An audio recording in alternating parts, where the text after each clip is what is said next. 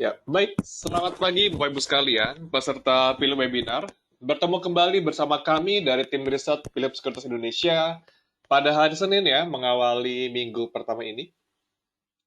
Dan sebelum kita mulai, seperti biasa, kami pastikan terlebih dahulu apakah tampilan layar dan suara saya terdengar dan terlihat dengan jelas, Bapak Ibu sekalian.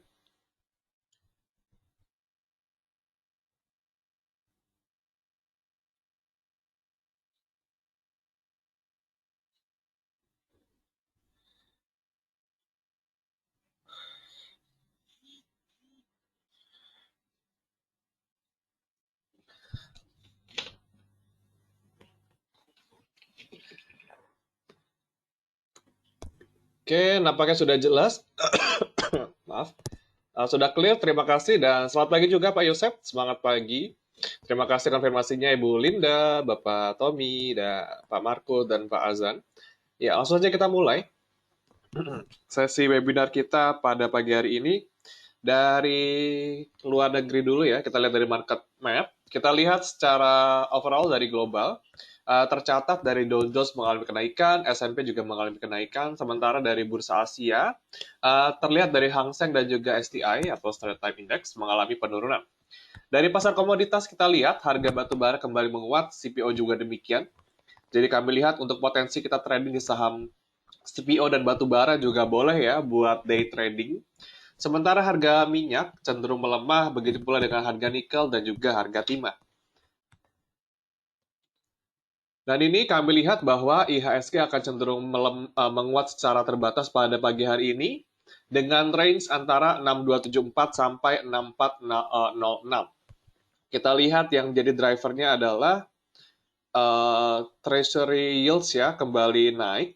Kemarin sempat ke level 1,642%, di mana itu merupakan level tertinggi dia sejak Februari 2020.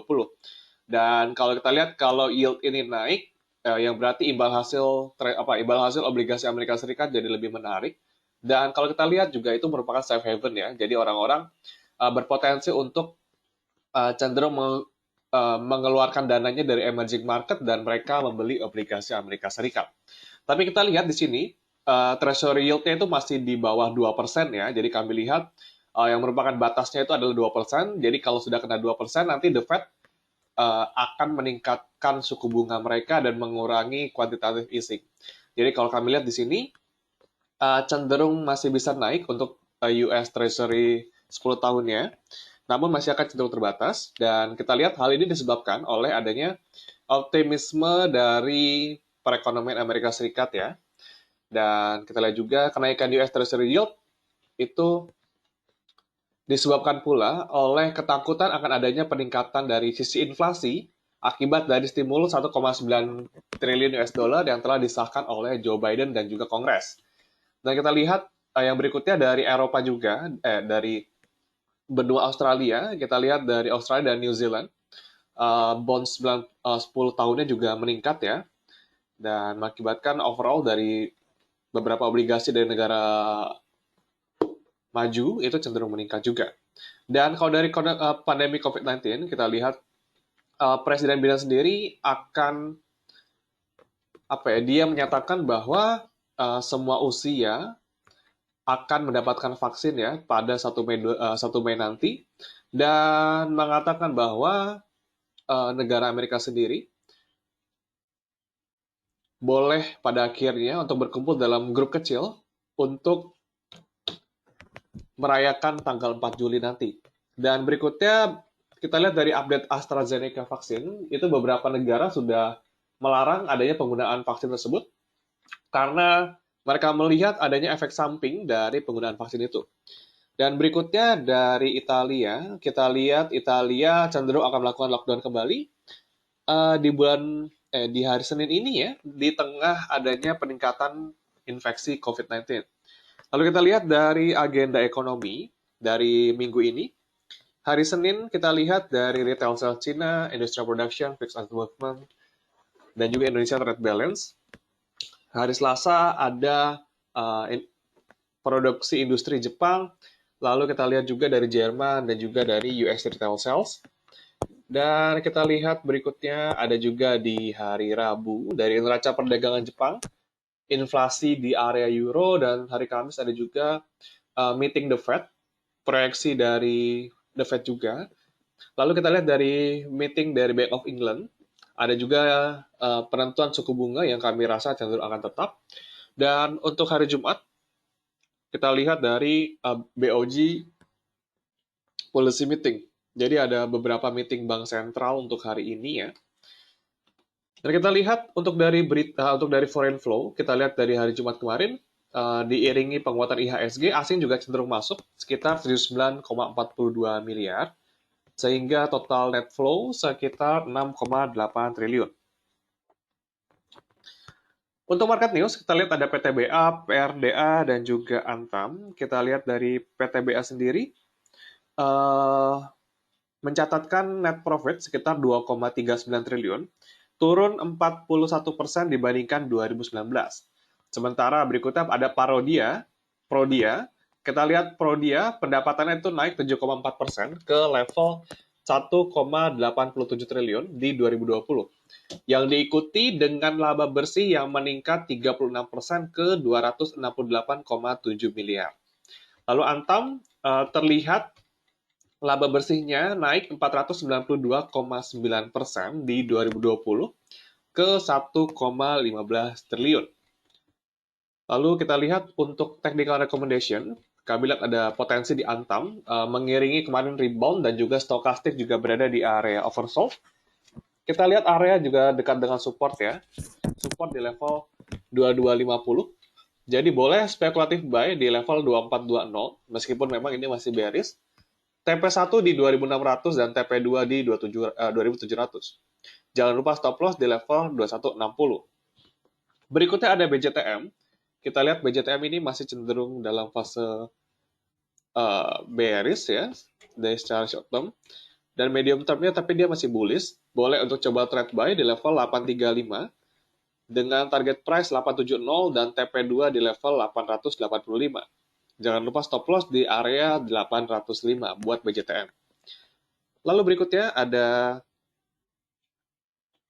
WSBP. Kita lihat WSBP sendiri cenderung masih bearish, namun kita lihat candle terakhir ada potensi ya, membentuk pola inverted hammer.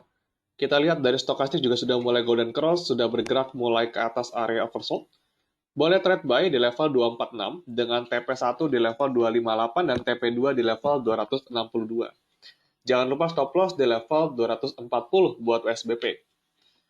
Ada juga dari Maybank-nya, dari BNII, kita lihat ada potensi buat melanjutkan penguatan.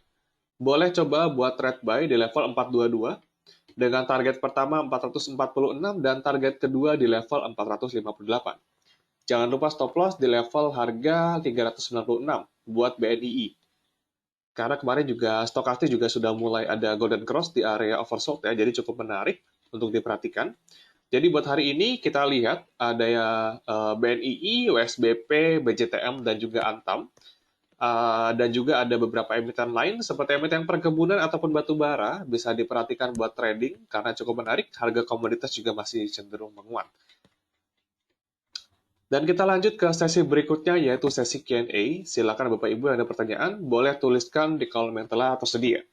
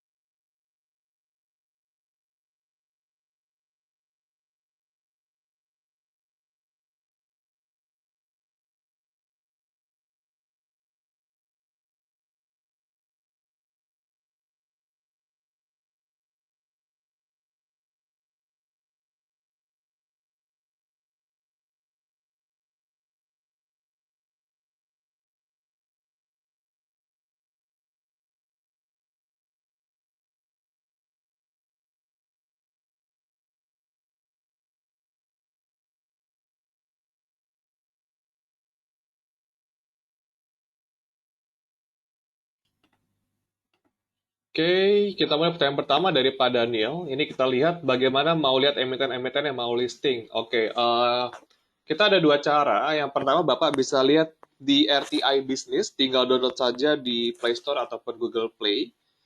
Tinggal download RTI Business, lalu swipe terus ke bagian kalender, nanti tinggal lihat di upcoming events. Itu nanti kelihatan yang mau ada IPO apa. Untuk yang terakhir cuman Unique sama BEBS doang ya, belum ada yang IPO lagi. Atau jika Bapak ingin melihat lagi bisa ke website EIPO Bursa, eipo.co.id, yang sudah jadi yang sudah login tapi ya.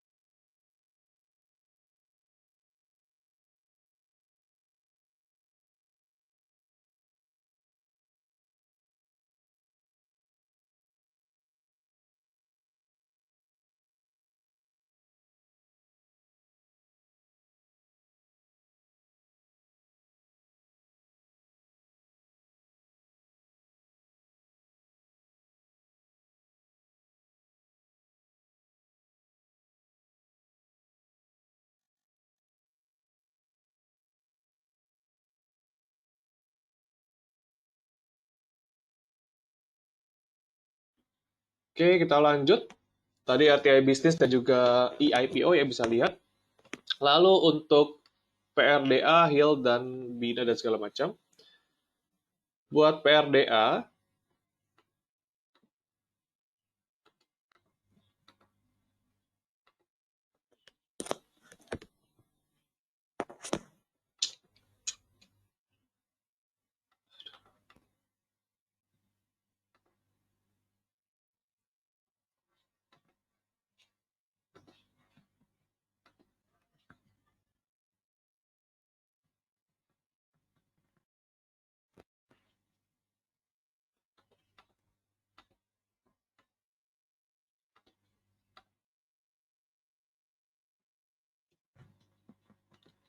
untuk PRDA dia cenderung sideways saja dengan volume yang tipis-tipis ya, jadi hati-hati.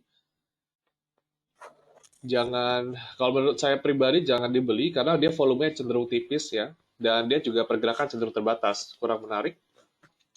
Buat HIL juga pergerakannya sama juga. Ini juga volume tipis-tipis saja, hati-hati di volumenya. Dengan support sekarang di level 4.000, resisten di level 4.200.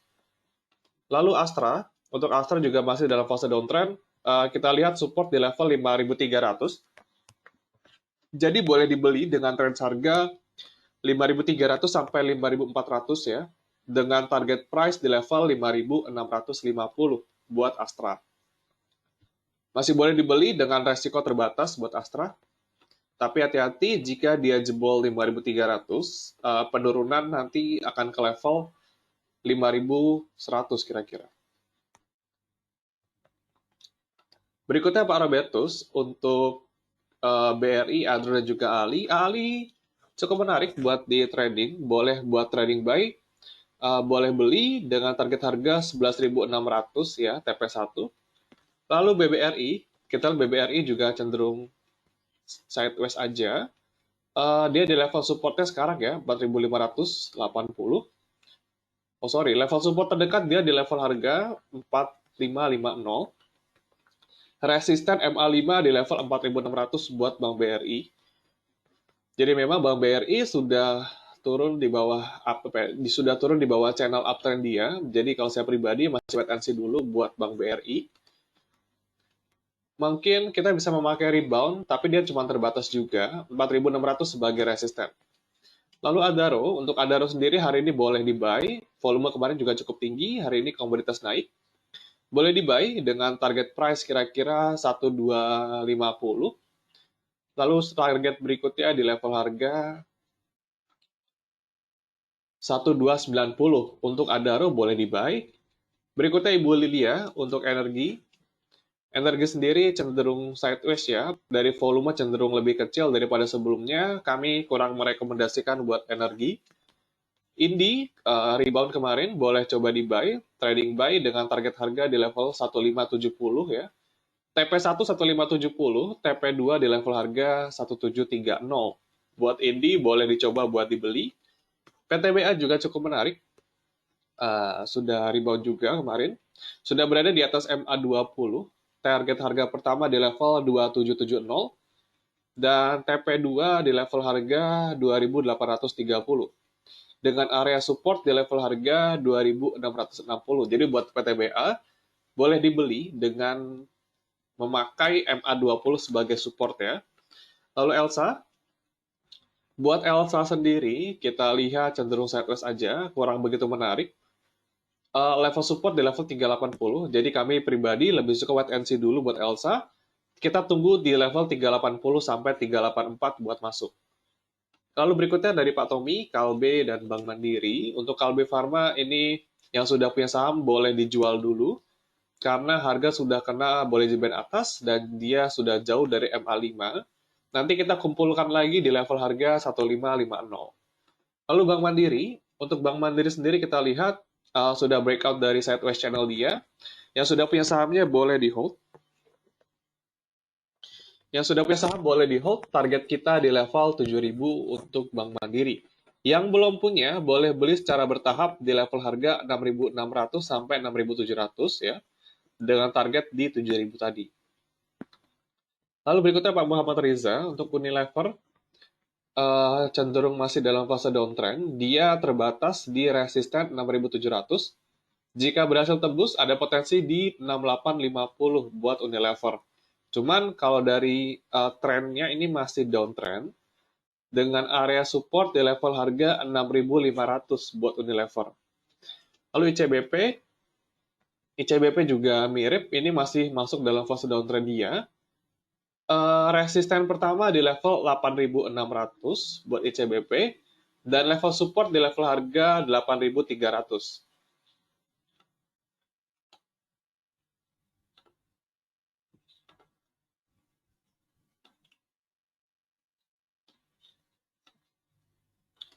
Oke, lanjut kita Crash Adro Auto. Oke, Crash kita lihat sudah ada Golden Cross baik. Untuk Crash dari MACD juga sudah cukup menarik, ada potensi buat Golden Cross. Kita lihat juga masih stay di atas MA5. Kalau buat sekarang resisten di level 690 ya. Resisten 1 690, resisten 2 di 750. Jadi kalau mau beli boleh di range 660 sampai 675 itu masih boleh beli. Dengan target pertama 695 dan target kedua di 750 buat keras.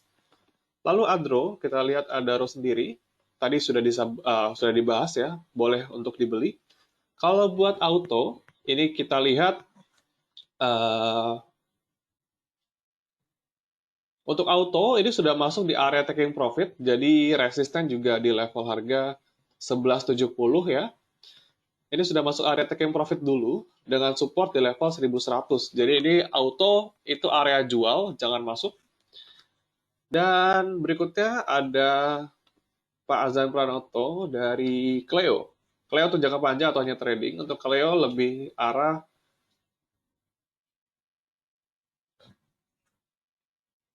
Oke, kalau saya pribadi lihat, kalau buat Cleo kita lebih arah trading dulu ya. Trading dengan TP1 di level harga 490 buat Cleo. Kalau dari jangka panjang, dia PI-nya sudah mahal, 45 kali PI-nya. Dari PBV-nya pun sudah 6 kali, jadi lebih ke arah trading saja dulu.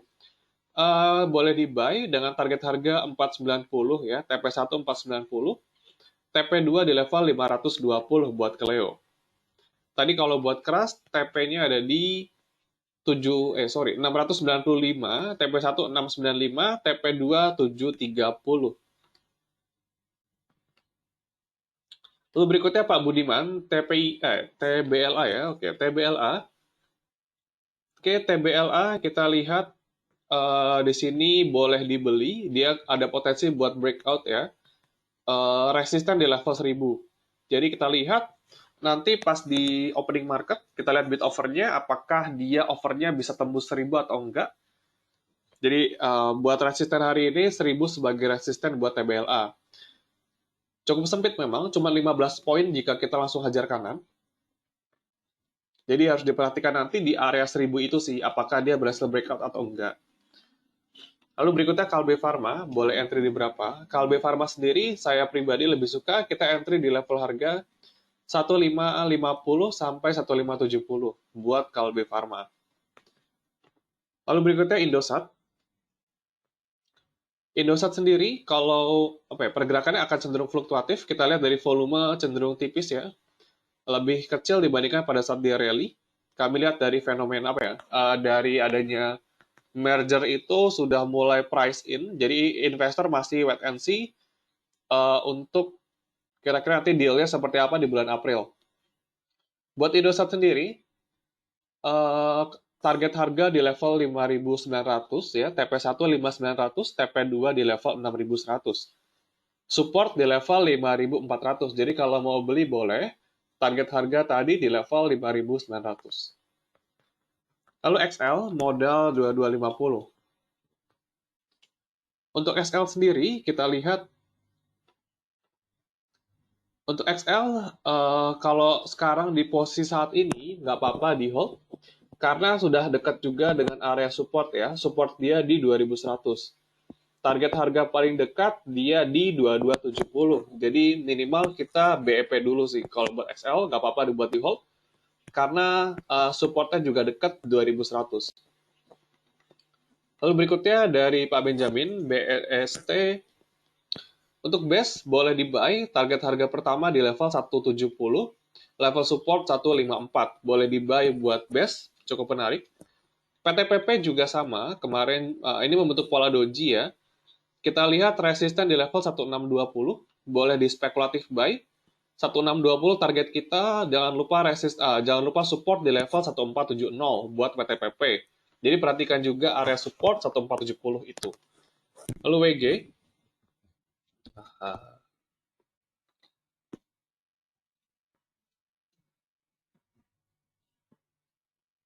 Untuk WG ini juga boleh di buy untuk WG, target harga 240 ya. Dia harus melewati MA20 dulu. Ada 240 di sini. Lalu berikutnya target kedua ada di level 246 buat WG. Jadi cukup menarik tadi pilihannya. Base, PTP, dan WG boleh dibeli dan perhatikan juga untuk level supportnya. Lalu berikutnya untuk Inco. Untuk Inco punya di level 6100 ya. Wah, cukup jauh ya 6100. Kalau buat sekarang Inco, tidak apa-apa di hold. Level support kita di level 4500. Atau boleh di average down dulu, dikit-dikit nggak apa-apa average down. Dengan memperhatikan 4500 sebagai area support. Resisten pertama di level 5000, resisten kedua di level 5750 buat Inco. Cukup jauh ya, dari 6100 ke 4600 ya. Sekarang sudah dekat area support sih, 4500 sebagai support, tapi hati-hati jika dia turun di bawah level 4500 tersebut. Dan kita lihat pembukaan IHSG, hari ini IHSG tercatat mengalami penguatan 0,26% dengan asing masuk 5,47 miliar. Dan untuk saham-sahamnya yang naik adalah Pakuwon, Adro, ICBP, Pegas, SMRA masih naik hari ini.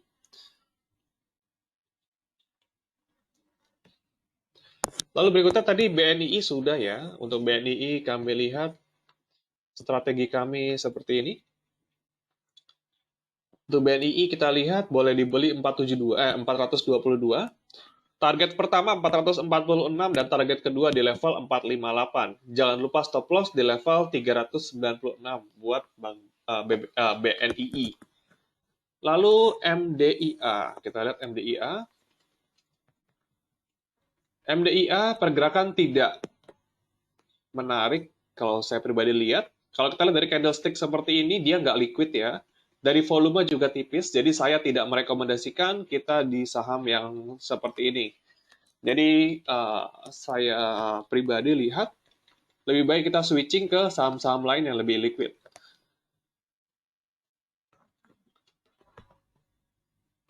Lalu tadi Indi juga cukup menarik, boleh di-buy.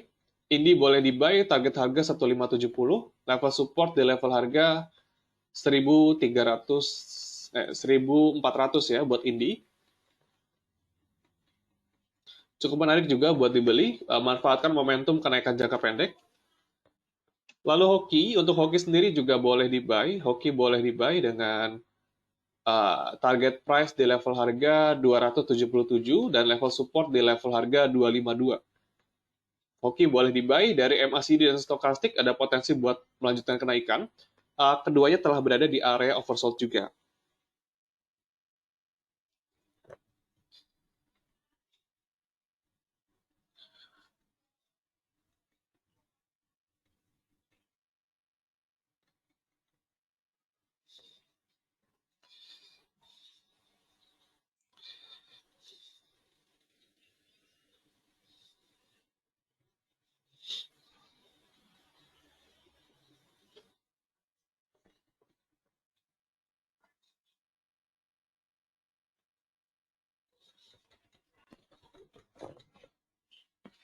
Lalu GJTL, buat GJTL kita lihat nampaknya kurang menarik. Stokastik sudah mulai dead cross, jadi nggak dulu buat masuk. Level support di level harga 800. Oke, lalu berikutnya view tentang saham-saham bank digital. Buat yang sejauh ini memang sedang marak ya, diakuisisi oleh luar negeri ataupun dari startup teknologi untuk bank-bank tersebut. Tapi kalau kita lihat sekarang yang potensial baru Arto saja, kalau saya pribadi, karena dia dapat injek dana dari Singapura dan juga dari Gojek dan juga Tokped, sehingga dan saya lihat juga nasabah Tokped dan juga Gojek bisa masuk juga menjadi nasabah bank tersebut. Cuman pastinya konsolidasi tersebut akan memakan banyak waktu. Apalagi kalau kita beli di harga sekarang, untuk Arto itu udah cenderung mahal. PI-nya udah mahal, PBV udah 100 kali, jadi sudah overvalue kalau saya lihat.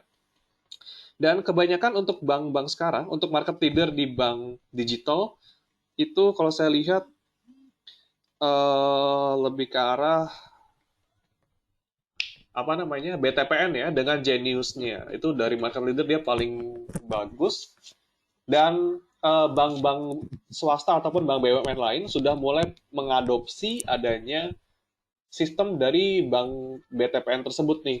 Jadi ya mungkin agak susah buat bank-bank kecil buat bertumbuh menjadi bank digital. Buat kedepannya seperti itu kalau saya lihat. Lebih ke arah spekulatif jangka pendek sih kalau buat bank-bank digital, bank-bank kecil ya.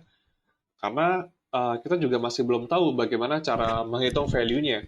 Karena dari existing client atau nasabahnya juga kita masih belum tahu, dan juga bahkan Arto sendiri kalau buat sekarang dia masih membukukan adanya net loss atau kerugian di laba dia. Dan kita lihat IHSG sudah jam 9, sudah naik sekitar 0,4%. Ya, kita pindah dulu karena technical point ya seperti biasa pagi-pagi tidak bisa diakses. BBRI dan BBNI, kita lihat BBRI kemarin sudah turun cukup dalam.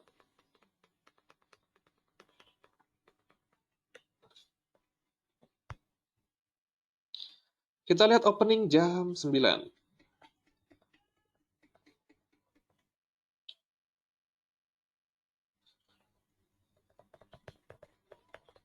BBRI naik dengan resisten di level harga 4.700 ya. Ya maaf putus-putus, koneksinya kurang begitu baik di rumah ya.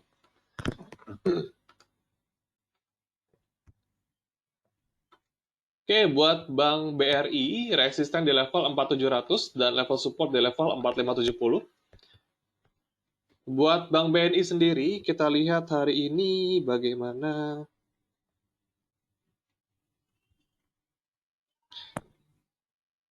Oke, buat Bank BNI hari ini naik ke level 6.200. Resisten di level harga 6.300 ya buat Bank BNI. TP1 6.300, TP2 di 6.500 buat Bank BNI. Jadi kira-kira begitu buat perbankan, saya lebih menarik di Bank Mandiri sebetulnya.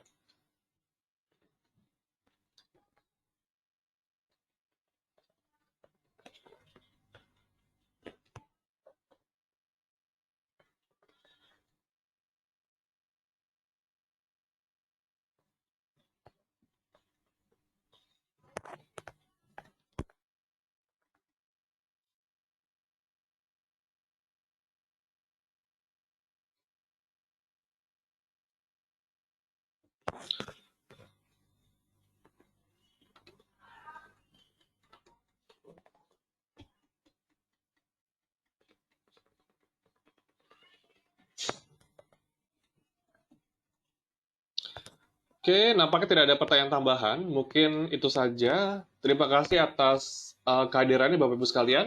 Saya undur diri terlebih dahulu. Selamat pagi serta salam cuan.